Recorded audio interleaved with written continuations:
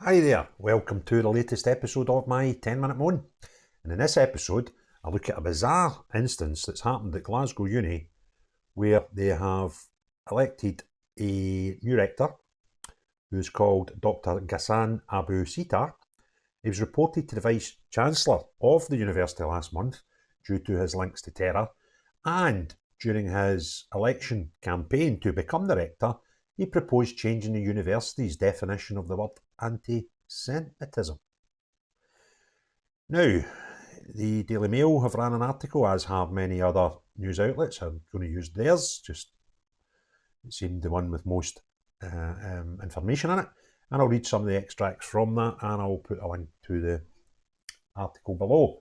So their headline is Furious Gaza war surgeon who hailed terrorist behind murder of Israeli rabbi as a hero is elected director of the University of Glasgow. And the first thing I consider is, if this is a war surgeon, why is he here? I find that a bit bizarre. However, anyway, a British Palestinian doctor has been elected as rector of the University of Glasgow despite being investigated for allegedly praising terrorists. Dr. Ghassan Abu-Sittah was reported to the Vice-Chancellor of the University last month over concerns he posted anti-Semitic content online and hailed Hamas terrorists behind the murder of an Israeli rabbi a hero. The high-profile doctor was also pictured standing next to a plane hijacker and a member of the Popular Front for the Liberation of Palestine, Leila Khaled, at a memorial service in 2019. Vice-Chancellor Professor Anton Muscatelli confirmed on February 29th that the University of Glasgow would investigate such concerns. In response to a letter sent by advocacy group UK Lawyers for Israel, he wrote, "Given the serious nature of the allegations set out in your letter, I have asked for the Clerk of Senate, the returning officer for the election of rector, to investigate." They then show a series of photographs of him with some undesirables. However, Dr. Abu went down too much, who himself studied at the University of Glasgow, was elected to the high-profile position on Tuesday after winning a landslide victory of 80% of the votes. Yeah. He ran his campaign as an opportunity for students to declare their opposition to the Israeli genocidal war in Gaza and to stand in solidarity with Palestine. Dr. Abu proposed changing the University of Glasgow's definition of anti-Semitism to remove linking any criticism of Israel with the term. He stated his campaign manifesto, "While I am absolutely committed to tackling all forms of anti-Semitism," that would appear to be all forms of anti-Semitism apart from killing a rabbi, "it is my belief that by linking criticism of Israel to anti-Semitism, the definition threatens academic criticism of Israel and Palestinian solidarity events." Okay. "My fear, shared by the university and college union, is that such a definition risks undermining freedom of speech and intellectual thought on campus. I've got news for you, mate. If you're going to hang about in Scotland, past the 1st of April, just you watch what happens to free speech. My fear," where I got that bit, "but the Jewish students at the University of Glasgow have raised concerns following Dr. Abu-Sittah's election." Dorothy Sherritt, co-president of the Glasgow Jewish Society, said, "We express deep concern and the fear over the election of Ghassan Abu-Sittah as the new rector, someone who eulogises prescribed terrorists as defined by the USA and the European Union, cannot lead the university or fulfil the rector's obligation to provide pastoral care to all students equally." Fair comment. Annette Kraskin, also from the same society, added, "If the university takes away our right to define our own discrimination, we can no longer trust them to keep us safe. Jewish students met with him and shared our perspective. He has not apologised or enacted our suggestions to ensure Jewish safety on campus." That's a bit scary. So what they're saying is they met him and he didn't say anything about their suggestions to ensure Jewish safety on campus. That's pretty horrific, actually. Dr. Abu-Sittah has become a leading spokesman in the situation in Gaza and has featured in national media outlets such as Sky News and BBC since the war broke out on October the 7th. He also provided testimony to Scotland Yard's War Crimes Unit. And Caroline Turner, the director of legal advocacy group UK Lawyers for Israel, said, "We were told that given the serious nature of the allegations, the Clerk of Senate would investigate. We heard nothing further, and Dr. Abu-Sittah was allowed to continue as a candidate. Given his extremist history, it's difficult to see how, as a rector, he would treat any Jewish Zionist or Israeli with equal or respect their rights. It is also difficult to imagine how any such student would feel that the university was a safe and welcoming space the university hopes to create for all its students." I think that's a fair comment.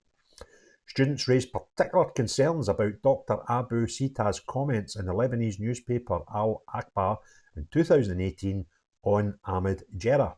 He hailed Jarrah, who was the mastermind behind the murder of Rabbi Raziel Shevak in 2018, as one of Palestine's dearest and best sons and a hero. That's pretty scary. UK Lawyers for Israel also claim that Dr. Abu-Sittah shared an anti-Semitic social media post on November the 10th, making a comparison between Israeli Prime Minister Benjamin Netanyahu and Hitler. That was quite nice. The image was headed "Free Palestine, Israel is a Nazi state," and compared the average pace of child killing of Hitler to that of Netanyahu.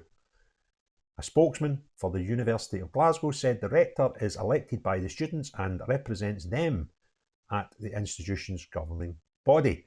They continued, "The university recognises the concerns of Jewish students. Senior managers are in regular contact with the university's Jewish Society, as well as leaders of the Jewish community in Scotland. Since the election, there have been further dialogue with community leaders, and we have contacted the Society to provide support and reassurance about student safety. The security of all our students and colleagues is a top priority. Harassment and abuse of any kind will not be tolerated at the university, and there are multiple routes, both formal and informal. Students have to raise their concerns. All instances will be investigated and dealt with accordingly. Students seeking representation can speak to the Student Representative Council rather than the rector if they so wish. Rectors throughout our history have been free to express their thoughts and represent those of students, but they do not represent those of the university." Okay. The row over Dr. Abu-Sittah's election comes following concerns that were raised about the rector of St Andrews in November. Hundreds of people called for Stella Maris to either apologise or resign from her role as she accused Israel of genocide. In an email sent to all students, Ms Maris said a vigil had been held in the university following weeks of genocidal attacks by the Israeli government in Gaza. So there we go. I'm quite concerned as to the route here taken by Glasgow University, one of the leading universities in the country. Somewhere my own family have spent time learning. I'm kind of trying to figure out if this was the opposites, because if you have to be all-encompassing and all-inclusive, then you have to compare if it was the opposite.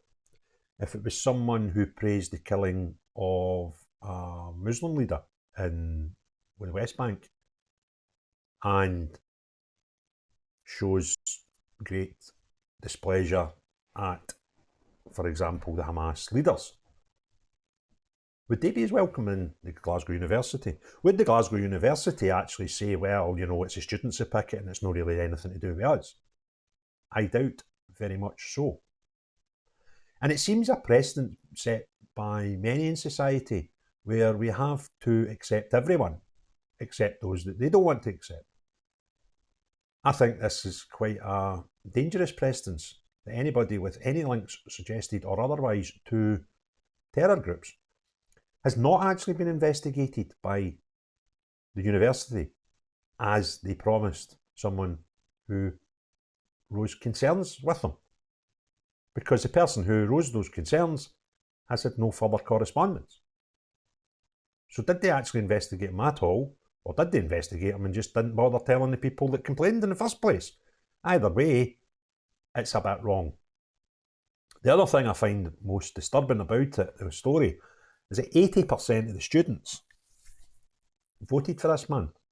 And I don't know how many candidates there were, but I'd imagine if he got 80%, there was more than one. So, that tells you where we are with the student population in this country just now. They think this is okay as well. These are the future leaders of commerce and education, politicians. It's a bit scary. The 80% of them are so, I would suggest, blinded by the woke left that they think it doesn't really matter that he praised all these terrorists, etc. And certainly looks as if he doesn't like Israel very much. And that just concerns me somewhat and paints a picture of how our youth are today, where they don't seem to be able to make considerations for themselves. They'll just grab on to whatever the woke line is by the majority on social media and of their similar aged students. Pretty worrying. Anyway, if you enjoyed the video, give me a thumbs up. If you've not already done so, please subscribe and get involved in the comments below. However, unless you're the leaders in the Glasgow Uni that promised to investigate somebody but evidently didn't, have a great day. Cheery bye now.